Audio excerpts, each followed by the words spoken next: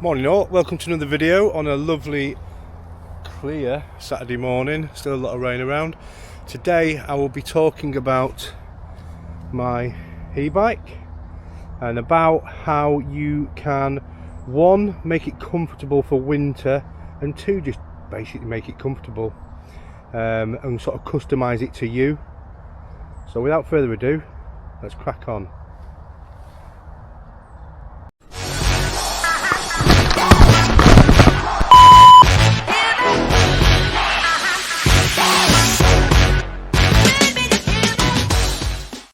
So the first thing I did was set the tyres up tubeless.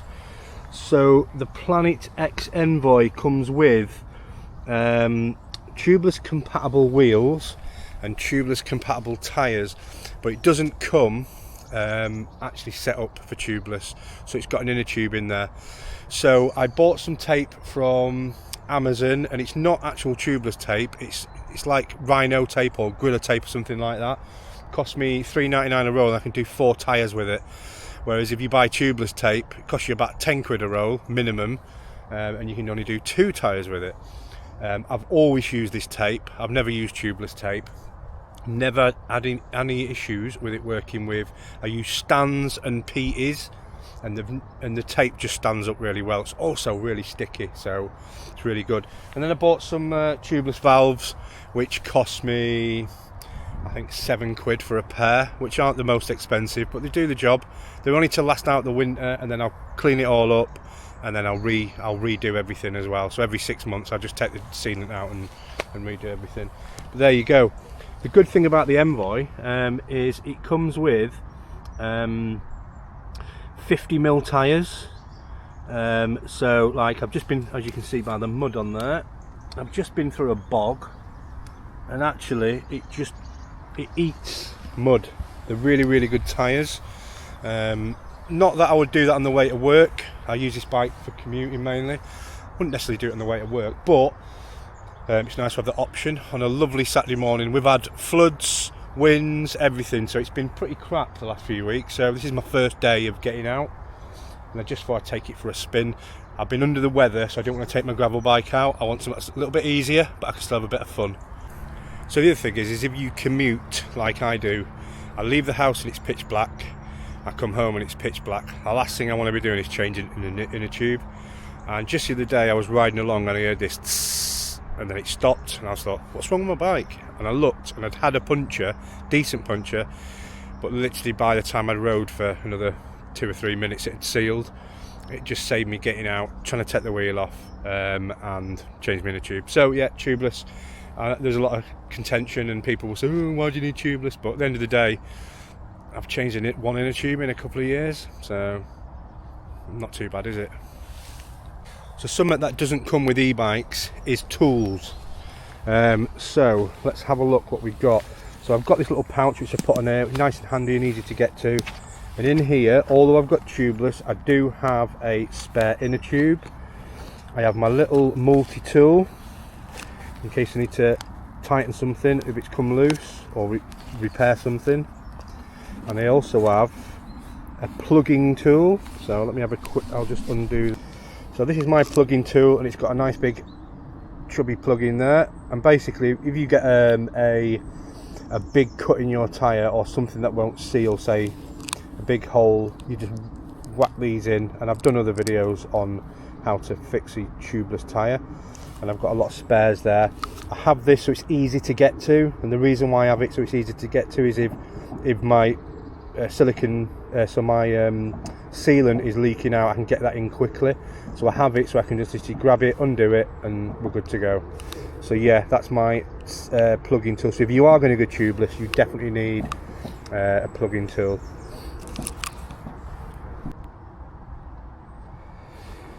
So the other thing I've done to my bike is the Envoy, unfortunately, has a water bottle holder under there, and I found my water bottle would shoot out. Now that's good for a tool bag because you can mount it on there. So what I've done is I bought this thing here from Amazon, and it just allows you to put a water bottle anywhere on your frame. When I'm cycling in the morning, I always take some juice with me because I'm cycling for about an hour, and I am putting in quite a bit of effort, and I do like a drink. And even if I'm going out like today, I'll just fill it up, just so I've got a bit of drink in there. Obviously, because of the battery, it can be a bit of a pain to get a water bottle holder on there.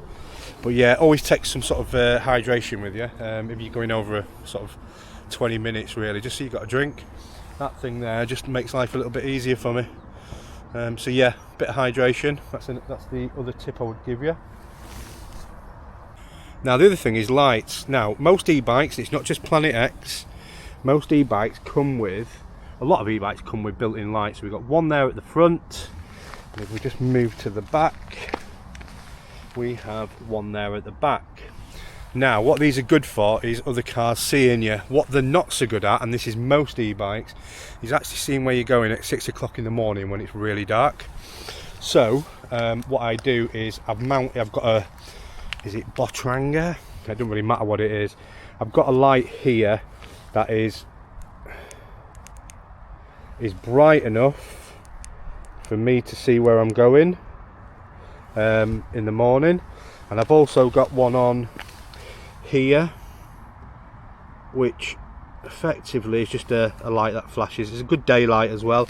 Now don't get me wrong, the light on the back of here will let other road users see where you are, and so will the other light at the front. However, it won't allow you to see where you're going. And I always travel with two lights. I've even got one on the back of my helmet, a spare. And the reason why I do that is if one fails, I've got another one.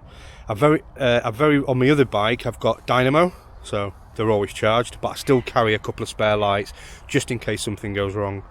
So it's worth having two lights. And your spare one can be a crap one, it can be cheap, it can be light. It doesn't matter. It's just a spare to get you to where you need to go next. And then once you're there, you can sort out the problem with your main lights. But yeah, most e-bikes are the same, unfortunately. My wife's got one as well. Her lights, they're good enough for cars to see you. They're probably not good enough to light the way, but she doesn't go anywhere like I do, down places like this where there's no lighting at 6 o'clock in the morning, and it's pitch black. The other thing with e-bikes, they normally come as a standard e-bike. There's not many options for that e-bike, apart from maybe the higher end stuff where you can choose what size you want. So doing them little customizations just make it a little bit more comfortable in the winter months. So the three main things I've done is, I'll show you, is I've gone for a shorter set of handlebars. And the reason for that is I ride drop bars, and I'm not used to the really wide mountain bike bars which come with, let me turn that off, which come with the Planet X Envoy. I've also fitted these ergonomic grips just so it gives me an extra position, because obviously on a drop bike you're used to having lots of different positions, whereas on a bike like this you'd only have one position effectively. So I've done that. I've put my own seat on here. They come with standard seats, and if you're doing short journeys most seats will be fine, but if you're doing long journeys like I do every day, you want a comfortable seat. This is a seat I have on all my bikes, although I have just changed on my other gravel bike to a Brook saddle, which I'm breaking in at the moment, which I'm enjoying. And also pedals, and these pedals are great because I prefer SBDs, which are good, but if I need to nip to the shop I've got just a standard pedal. I think the Shimano, yeah, the Shimano. The bearings are going in these, so they do need repairing, but they're a great bit of kit for if you, obviously like me, you like to clip in, and then if you just nip to the shop and you don't want to put your cycling shoes on, you've got a nice flat pedal there. So they're pretty much the three. I've got to come this way because that bloody sun's really bright. So they're the three customizations I would say I've done just to make the bike a little bit more comfortable for me, and that's it. What next? Right, the biggest upgrade I've made, and probably the most expensive, and this won't be for a lot of people. I do ride tracks, I do ride a lot of rutted roads and things like that. So what I've done is I've put a shock stem on my as my main stem. So I will show you what shock stem is. If you can see it, just in here. It's made by Redshift, and I'll try and show you in a minute. I'll put the camera on the tripod, but basically what it is, it's a stem that has suspension, 20mm of travel in it, and it uses polymers which go sort of behind here, and then you tighten it up, and it gives you it takes a sting out of all the holes in the roads when you're going down tracks and things like that, and it just makes the ride more comfortable. That paired with the lower tyre pressures, because I'm tubeless, you don't really need, for the type of riding I do on this bike, I don't need suspension stem. Simple as that. Them two things alone give me enough to make it nice and comfortable, don't get sore hands. And them stems I use on my gravel bike, I can do maybe 6 or 7 hours on gravel in a day, and I don't get sore hands. It's a revelation, absolutely brilliant bit of kit. But there is a caveat: they're very expensive. That was £180, I think. But if you catch it in the sort of Black Friday sales and things like that, you'll normally pick them up for about 150 quid, or you might be able to pick them up. I think on Redshift's website they do a pre-loved, so it's worth having a look at that as well, and you get it a lot cheaper, and they bring them in, service them, and off you go. So the Redshift shock stem is a game changer. Now I'm not sure whether this will come up on the camera, but we'll try it. So basically, oh yeah, you can see how it just drops, and it's not a lot, but it's enough just to take the sting out on the roads, and it's a great bit of kit. Like I say, very pricey, but when it comes to my hands, and I did many years ago, I did the King Alfred's Way without a shock stem, and my hands were numb for about 3 months, wrapped to the elbow, because 220 mile of off-road I didn't know much then, to be fair. I had pretty high tyre pressures, and I didn't have a shock stem, and it proper, like, my whole forearm was numb for a good few months. The final 2 tips I'll give you now for winter riding is clothing, to make your life a little bit better on the bike. Although I've got a really nice seat, I use bib shorts, and I've got various types of bib shorts that I wear, whether they're road bike bib shorts or these are mountain bike bib shorts. But bib shorts are really important, gives you that cushioning, stops the you-know-whats from hurting. Clothing, your cycle shoes, things like that, shoe covers, all the stuff you use in the winter to keep your feet warm. Your body will stay warm because you're cycling. Even on an e-bike, even on this bike, I am putting a lot of effort in, so it keeps me nice and warm. So having warm kit is a massive help, but your hands and your feet will get cold, so good gloves, good shoes, and good shoe covers in the winter, or winter cycling shoes is one tip I'll give you. The other tip is, and I haven't done it, so I should take my own advice, is keep your bike clean. If you look after your chain set, basically look after your chain set, and I use the PT's All Weather lube, I think it's called. It's got wax in it, and I don't massively clean my bike. I definitely don't clean the frame and everything in the winter. I just look after the metal to metal stuff, like the chain set. But by using a good lube, it'll protect it, and you just got to literally hose it off. If it's a wax-based lube, especially like the Peters, you can hose everything off, and it'll stay on there. But the mud will sit on top.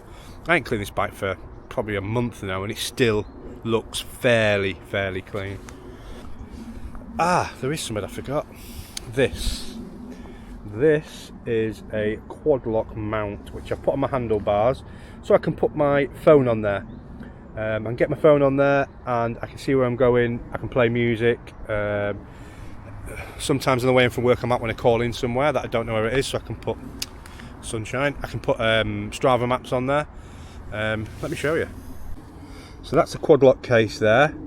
It's also a MagSafe, and obviously there is the mount. I will try and see if I can do this while I'm filming, although sometimes, right, there you go, like that, and that locks in. You see that lock in place, and now I've got my phone and my handlebars. There we go, simple as that, solid as a rock. And what you do is, to get it off, is you just, it's quite hard to do when I'm trying to film, but basically drop this blue thing down here and then spin it out,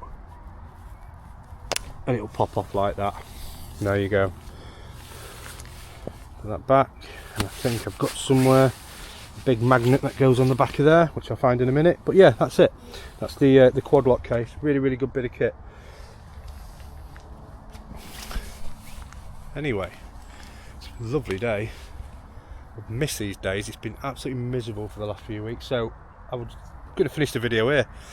I hope you got some helpful hints there. Just remember, when you're winter riding, you want to be as comfortable as possible, because there's nothing worse than being cold, wet, miserable, not a good fitting seat, not good fitting handlebars, and all the other stuff that comes with it. So, and also having the ability to rescue yourself if you get stuck somewhere, as in like having the right tools for the job. Look after your bike, it's definitely important in the winter. And that's it really. So thanks for watching. If you want to like and subscribe, that's completely up to you. But if you do want to comment, tell me what sort of upgrades you've made to your bike for the winter, then please do. And I'll see you in another video.